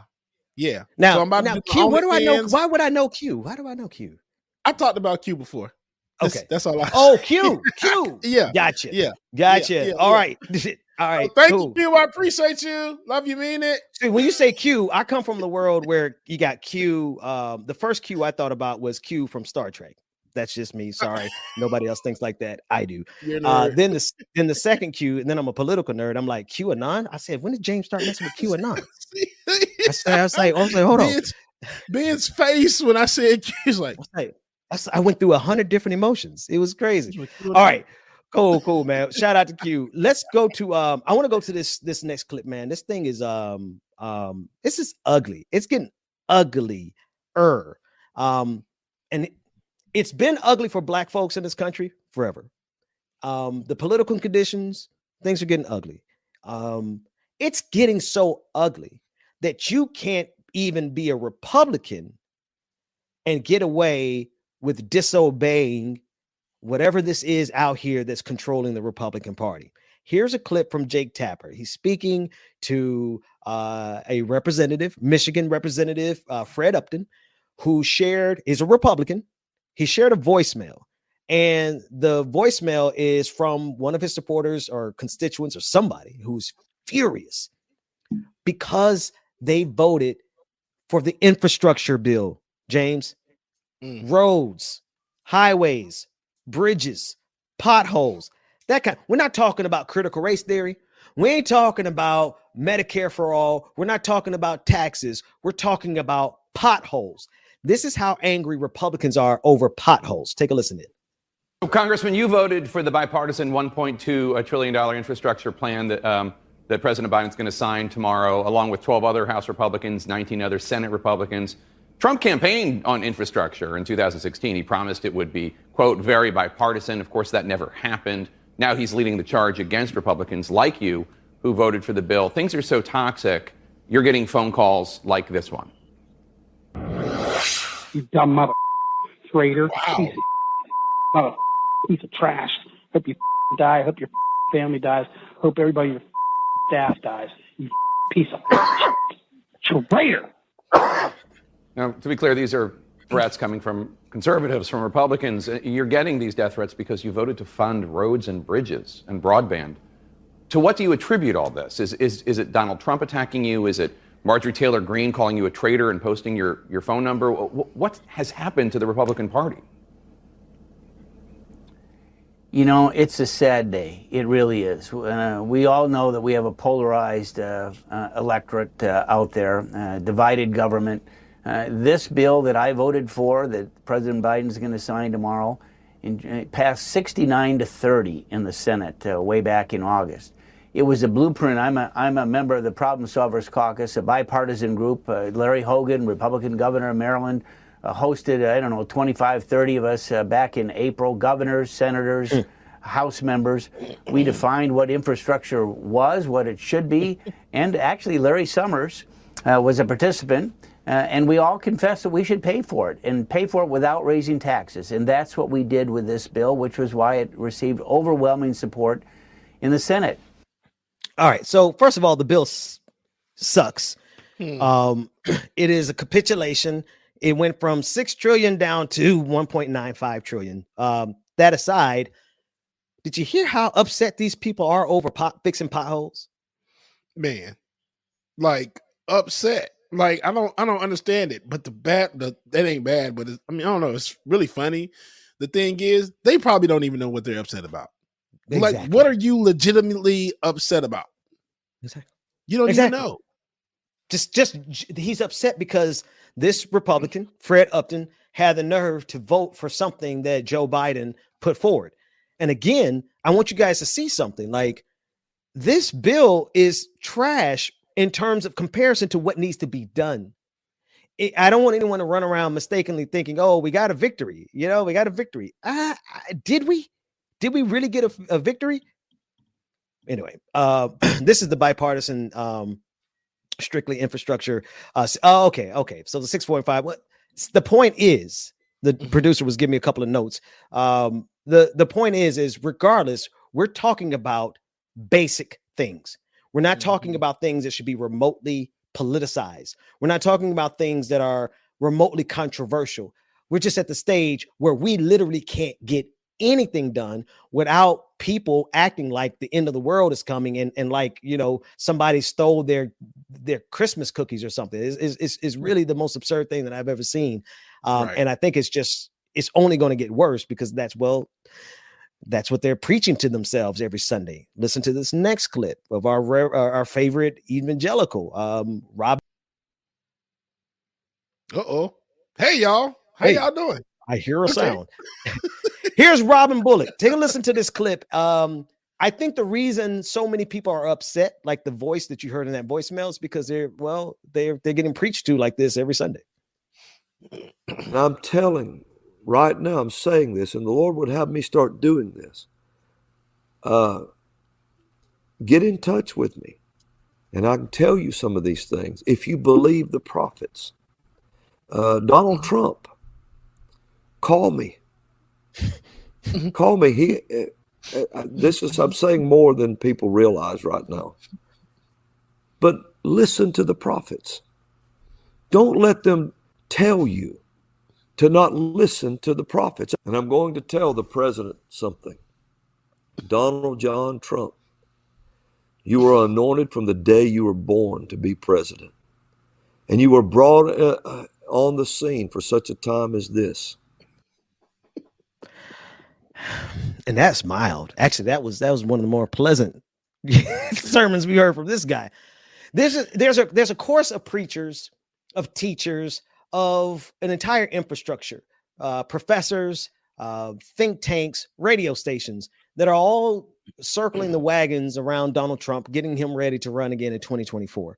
And part of that is just a relentless attack on any progress at all. In other words, these people play like the Spartans.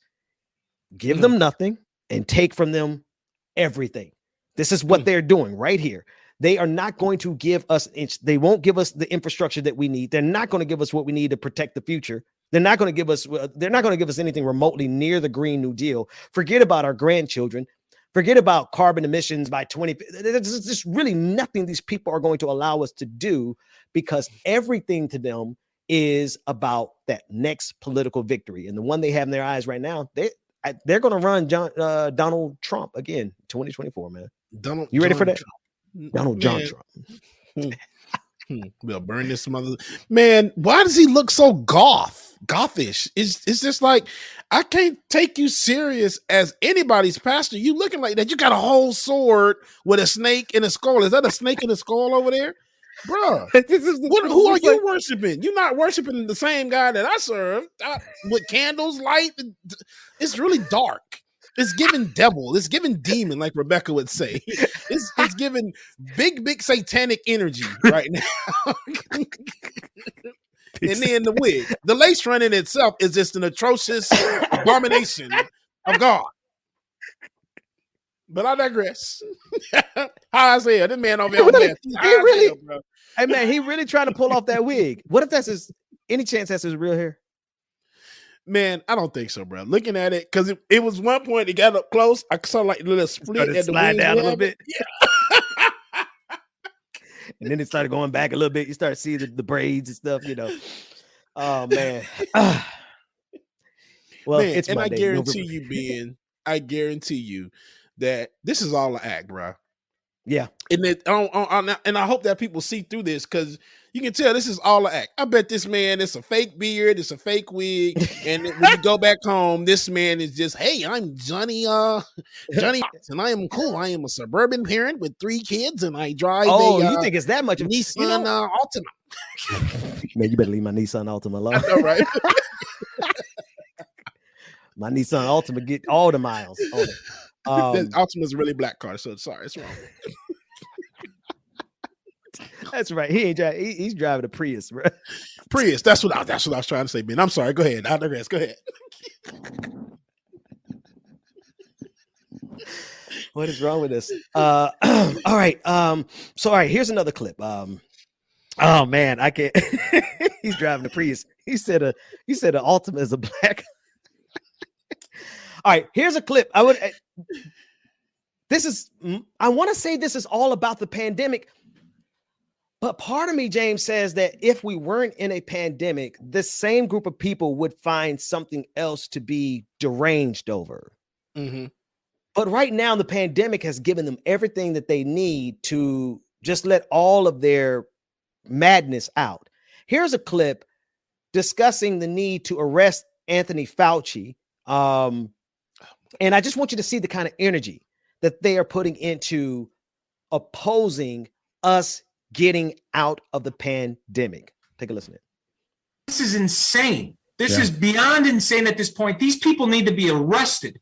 I mean, for violating the Constitution so blatantly. And I think that the parents of this country, I think they should just say enough and go literally sit at the school board meetings until these sons of bitches resign. Sorry about the cursing. Should Fauci be arrested? Absolutely. My attitude is show some leadership and get a national petition going to literally have him arrested for crimes against humanity.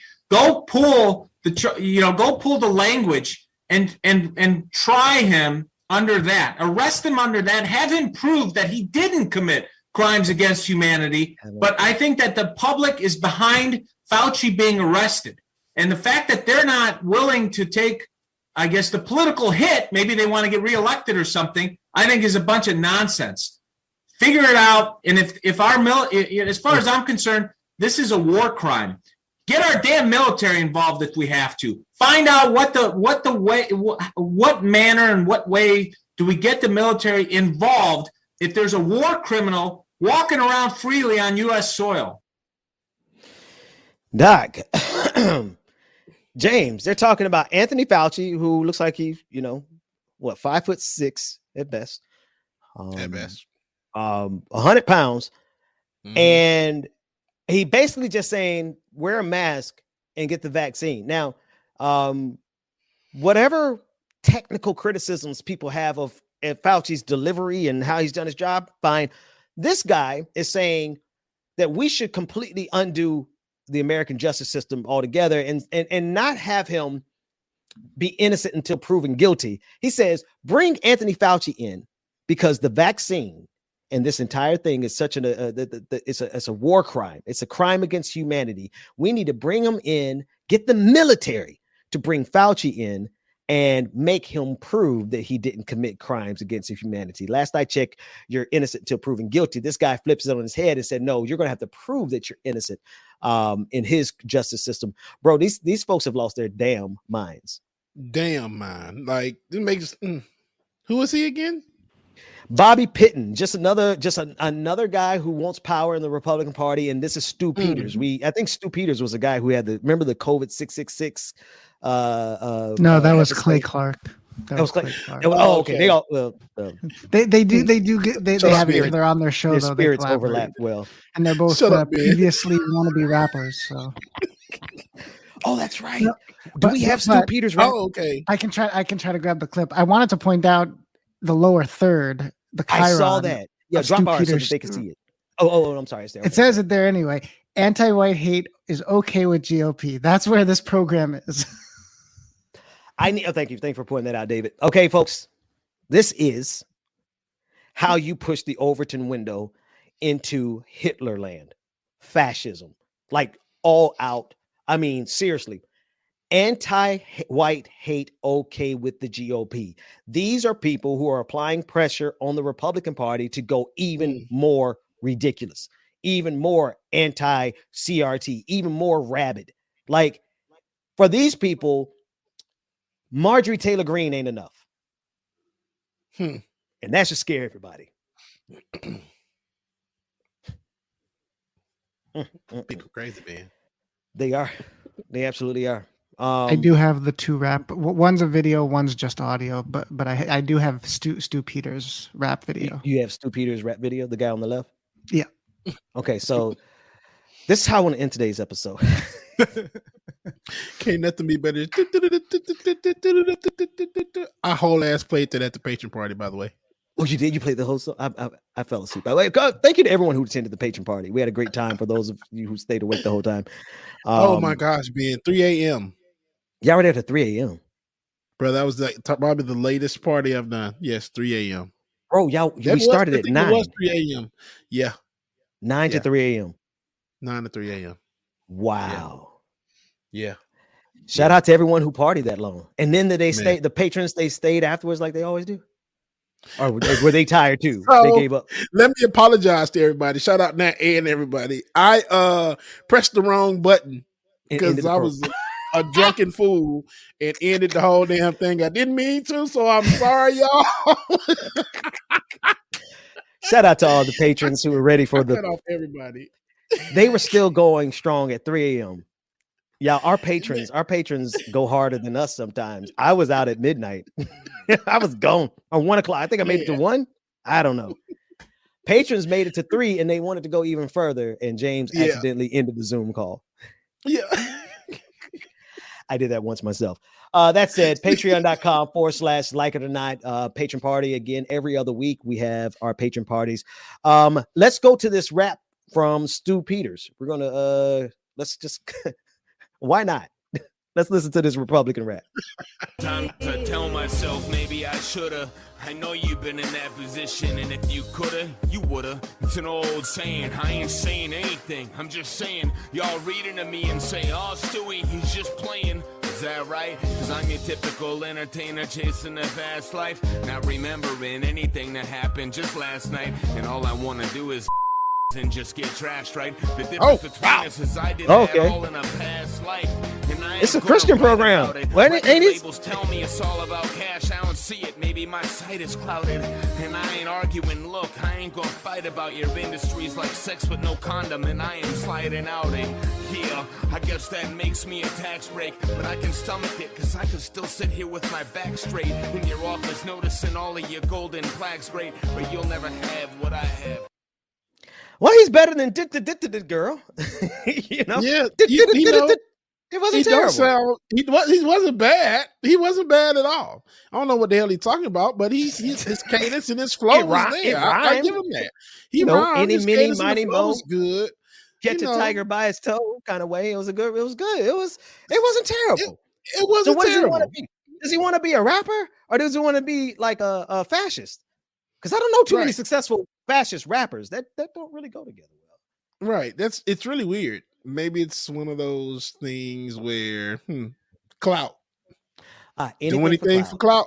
Anything for clout. He wanted to be a rapper, couldn't succeed. He said, "Oh, I know what I'll do. I'll do politics." I wanted to do politics, couldn't really succeed. So I know what I'll do. I'm gonna go do rap. No. All right. Everybody want to be a rapper until they realize ain't nobody. Shoot, that ain't an easy industry. Bro, let me show you how out of the loop I've been. What's your boy name? Safari. Well, how you pronounce his name? Safari. Safari. Yeah. I just saw last night him try to freestyle on the Breakfast Club. I know I'm 6 years late, y'all. Now I gotta go. Never mind. I thought I was about to say something else. I was like, why you know Safari, man? Oh, wait, yeah, he did do that freestyle. Yeah, never mind. No, Safari. Well, I don't know how else would I know. Oh, nothing at all. Just talking about some elephants in the room.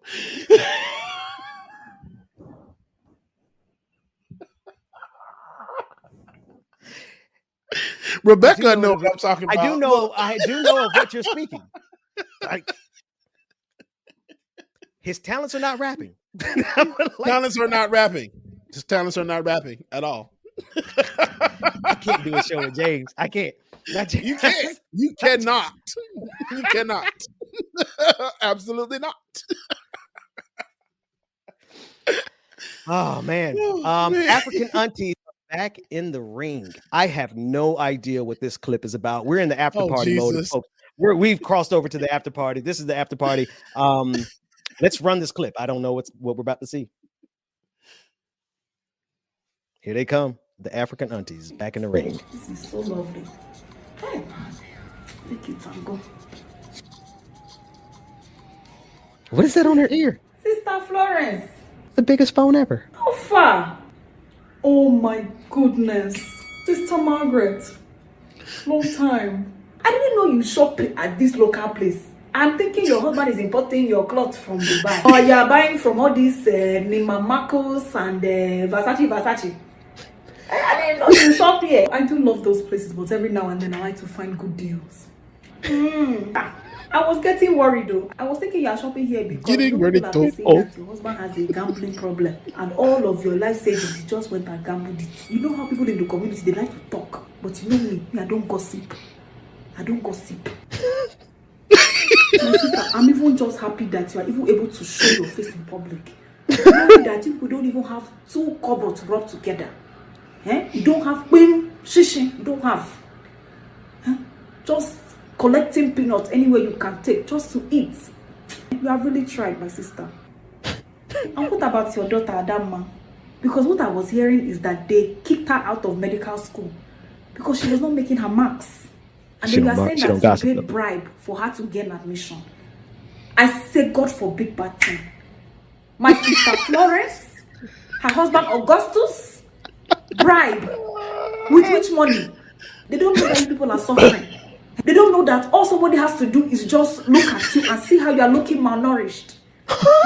When people talk in this community, it's so much irritating. I'm telling you. Anyway, I'm so happy she's doing okay. And my God will make provisions.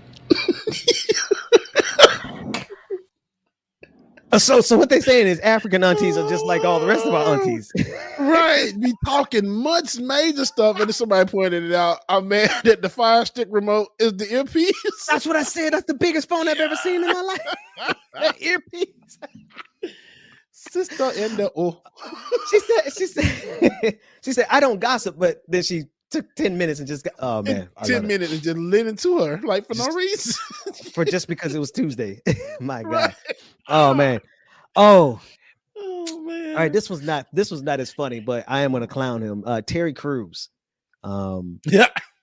Y'all know we don't play around with Amazon around here. But Terry Crews does. Terry Crews also plays around with conservatism, the Republican Party, white supremacy. That's just his that's what he does. In this episode of Terry Crews does some Bama shit.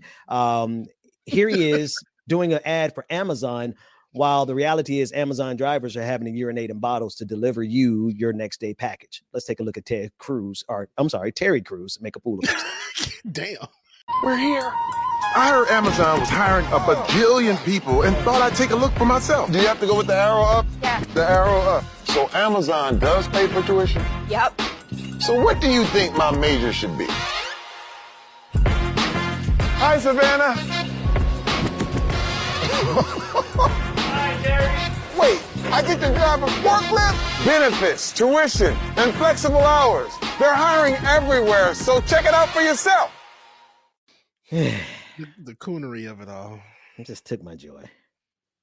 It's okay. It's okay because we know the truth. Everybody else knows the truth because I got friends that work for them, especially a friend in Tennessee that works for them, and he hurt himself on the job, and they just gave him off work like not too long ago after he didn't hurt himself like months ago. And yeah, so yeah, we all know the truth. They trying to do their best to make it seem like they are the best thing ever. No, man, no. And granted, I have heard that certain Amazon locations they're not as bad, but yeah, no. I just want to know how much he got paid. I definitely, you know what? I bet you he got paid everybody in that place salary for a whole day at least. He ain't cheap. Oh yeah, he ain't cheap. Oh yeah, Terry Crews is not cheap. But all right, let's close out with these last two clips and then we're out of here. Black Man Greatness Part 1 and Part 2. Let's run Black Man Greatness Part 1. Here we hang on a second, make sure we have that ready. Go. You realize you ain't like them other MXs at the trail ride. Hey, you better ride that motherfucker!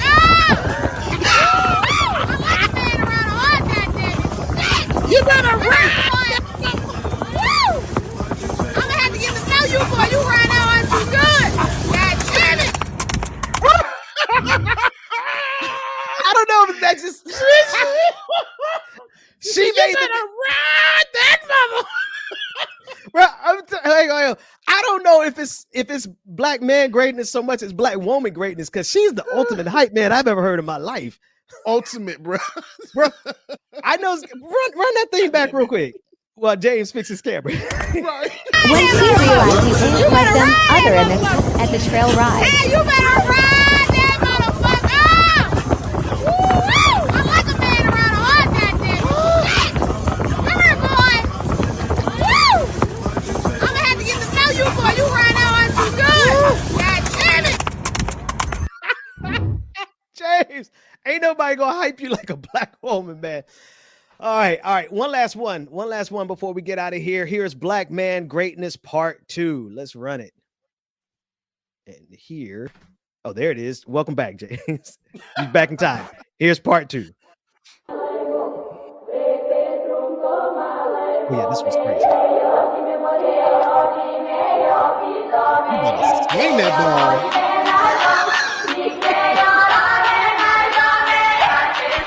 Go back up. Hey, one more loop.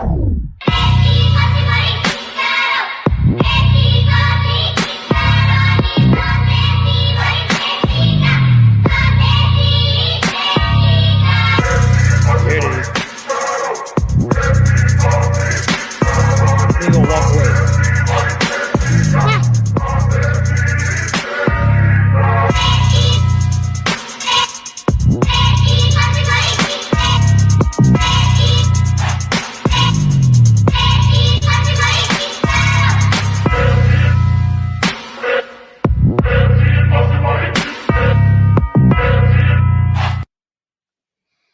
Wow. Yeah, I need to go find out where that track is. I'm trying to talk about his well, you're trying to talk about his athletic prowess too. Yeah, man, everybody in the chat said the same thing. Shit, that man look good as fuck. I can't cover not one news story. How tall is he? How tall he look to you? About 6'3"? Man, he looked like he about a good 6'5", 280, 300 maybe. Woo, hell yeah. He just toss it. The way he's swinging that thing. He toss it. James, you said you can swing me around like that any day, huh? Man. Throw me across the room like that. Pick me up, swing me around. What's up? Let's call that the helicopter.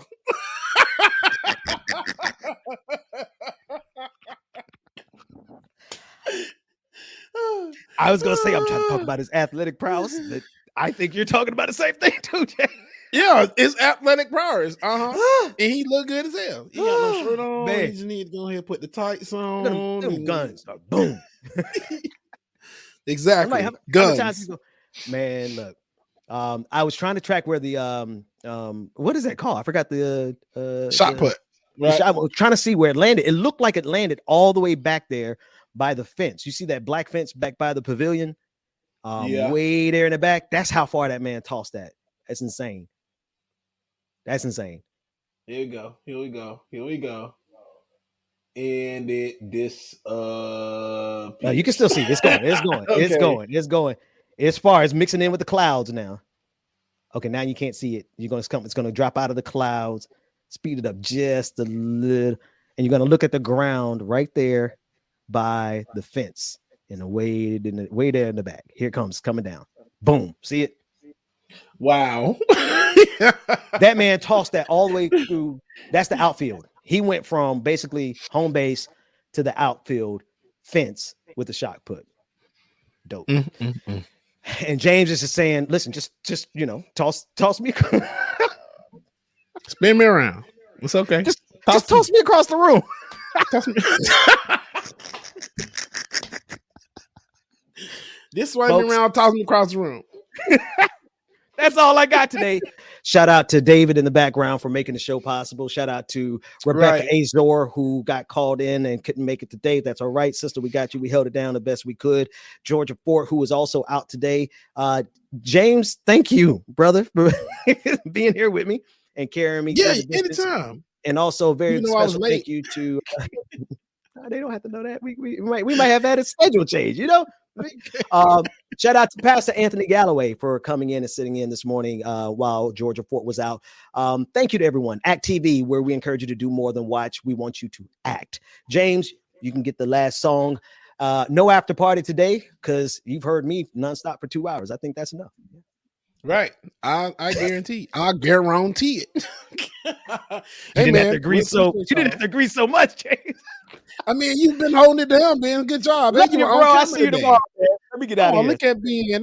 Ben was on camera. We missed your little big head self. I was on camera, and it didn't cut off. He was on camera, and it didn't cut off. That makes me not feel like it wasn't nothing wrong with that damn camera. No, there wasn't. No, we were there the other day, man. Damn. Look, I was about to say the only reason I haven't played yet is because David hadn't brought my audio up on the screen. So. I can't get no respect. There we go. Look. There it is. Later, folks. All right, brother Ben. Love you, man. Man, y'all, thank you again so much for joining us this morning. Y'all stay tuned. Should I say y'all join us tomorrow? Same bat time, same bat channel, man. Y'all gonna be great today. Let me go ahead and give y'all affirmation. Ooh, this is a good one. All right, here we go. I am grateful for the opportunity to align myself with peace, joy, and prosperity.